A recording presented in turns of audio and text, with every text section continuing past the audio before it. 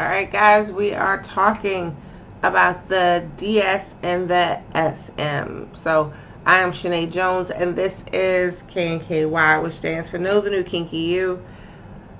We are a community that talks about sex and sexuality in a positive way. It's intended to be an educational platform. It's intended to be an inquisitive platform. It's intended to be a way for all of us to be able to share our experiences and release the stigmas of sex being a bad thing or you're gonna go to hell if you have it. So we are here to continue the conversation. So my original Instagram live post was about BDSM as a general topic, and this series has been really trying to go into some of the more specifics about subsex of BDSM without necessarily going into super specifics, because again, BDSM is a really big umbrella term that can have a lot of consequences. So I want you to do your own research, talk to people that you need to talk to if it's something that you're interested in or you have curiosities about. And so that's that. I will say earlier in the video, which I will repeat later on, is that if you are not currently a subscriber, please subscribe to YouTube. I appreciate all of the views and the comments. If you have questions, please feel free to send a comment across all social media platforms. It's at DOYOUKNKY, and the website is DOYOUKNKY.com. So now that we have all of the housekeeping stuff out of the way, we're going to start talking about, again, the DNS and the S&M. So dominance and submission is more of a mental state of where you are in a particular moment. A person who is a dominant is in control of the situation, whereas their job is to use the submissive to do the things that make them feel good, yet in turn also makes the submissive feel good. So hopefully you got that part. A submissive is a person who likes to serve, and their mission in that relationship is to bring pleasure to their dominant, and the dominant's responsibility is to take care of the submissive. It really is a power dynamic, and a lot of times we don't necessarily like to give up control. There are some of us who are control freaks. We like to hold on to that control, and there are others of us that are so much in control that we sometimes just want to give it up. So depending on where you are in the spectrum can kind of depend on how it is that you apply yourself in this BDSM dominance and submissive role, right? Because how we are in our sexual selves is not necessarily how we are in our personal selves. So if you take a person who has a really high authority in their workplace and they get to tell people what to do all day long, some people actually get a kick out of having the not having that authoritative state. They want somebody else to take the reins and take control and tell them what to do. And it's actually curious. I wonder how many of us, if we had to think about our coworkers and our relatives and people, and wonder how many of those people that are so much in control are actually submissive in their sexual selves. It's not always easy being that person in charge. Being in charge means that you are ultimately responsible for what is going on around you. You have to do this, and if you have to do this in your day-to-day life, part of you may want to relinquish those responsibilities when it comes to intimacy. I have, through my research, witnessed men and women who are in very high power positions, lawyers, doctors, politicians, things like that, who very much enjoy being in the submissive role. And I've also seen it where people who never get control, play very good dominance. They are people who know what they want and otherwise perhaps would not be able to get it.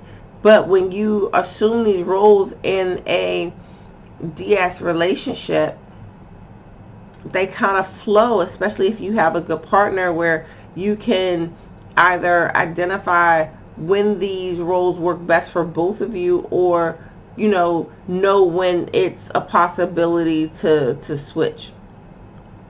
Because again, being a dominant or being a submissive can change depending on the situation. So when we're talking about, remember we're talking about the DS and the SM. So we're talking about the sadomasochism piece of it, the SM. So one of the things that I want you to understand is that, well, I do want to make a point before I back off of the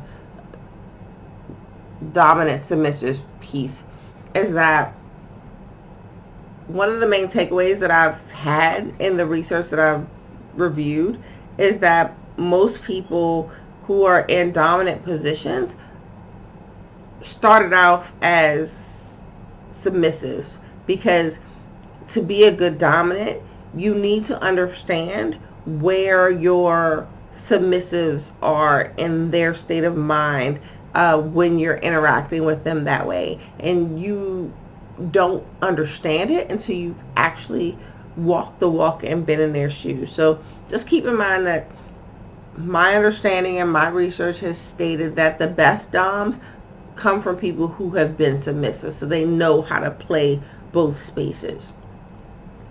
So now we move on to the sadomasochism. And I want you to understand that sadomasochism, especially in modern culture, was first deemed a psychological term, and in early psychology,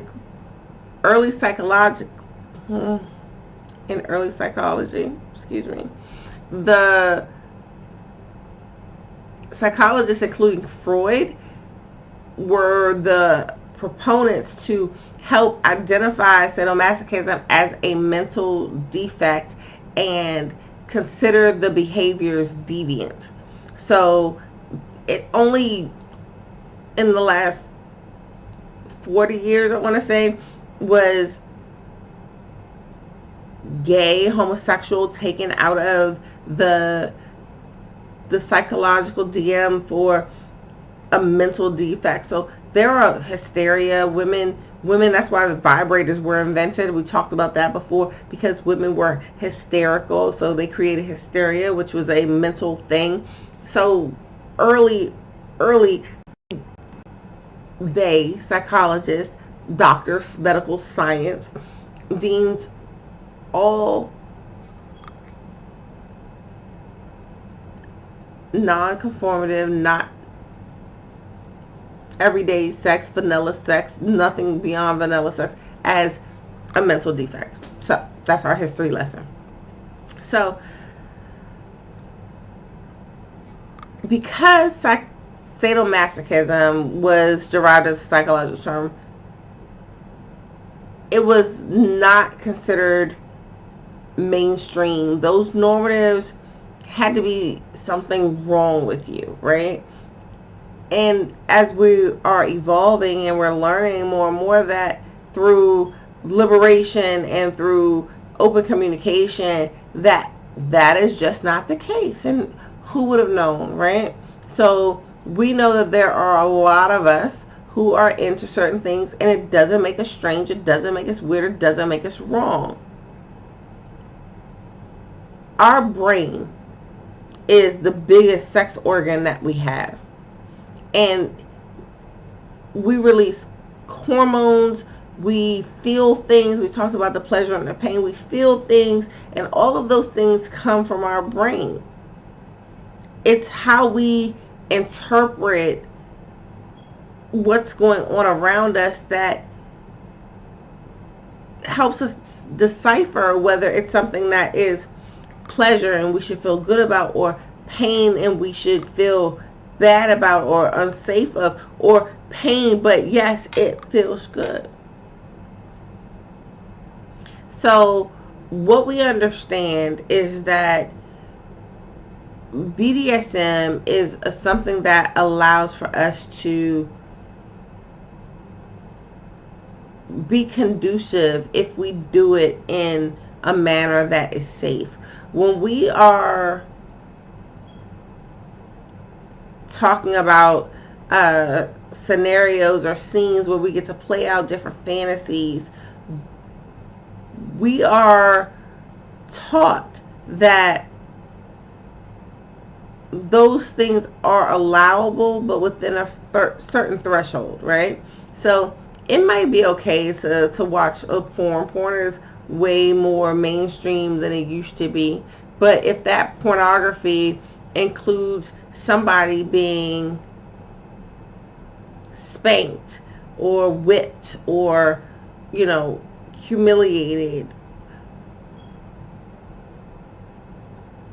sometimes we just don't know how to react to that. And it's only because our exposure to it has been a bit limited.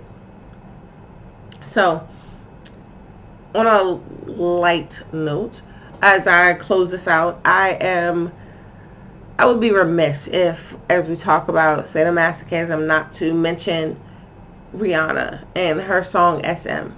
And this is a song that I really like. The video is even sexy. I'm not even into music videos like that, but the video is sexy. And I think it has a great beat. I think it has a great message. And when I think of this song, which has really been playing in my head, so you know that I've been thinking about this particular topic for a while. But when the lyrics come on and she says, this is not the beginning of the lyric, but sex in the air, I don't care, I love the smell of it. Sticks and stones may break my bones, but chains and whips excite me. You have a black woman, no, she's not African, she's Caribbean, but you have a black woman getting on the mainstream music channels and talking about SM, sadomasochism, and how she enjoys it. Now, I'm going to take those as her words, and she does enjoy it because she sang it. And I'm proud of her for that. I think that if there are things that we enjoy that bring us pleasure, that there's no reason for us to be ashamed of it. There's no reason for us to deny it. There's no reason for us to hide from it. As a sex coach, as a certified sex coach, if there are things that you want to talk about, there are things that you have curiosities about, if there are things that you want to do as far as expanding the opportunities in your sex life, if you need help with that, feel free to reach out. I'm here to help. So I am Shanae Jones. I am a resident certified sex coach here to help you. This is KNKY, which stands for Know the New Kinky You. Everything across all social media is at DOYOUKNKY. Please feel free to visit the website, which is doyouknky.com. I will see you all again very soon. And don't forget to subscribe, since I know you're watching this on Instagram. Oh, sorry, YouTube. Talk to you later. Bye.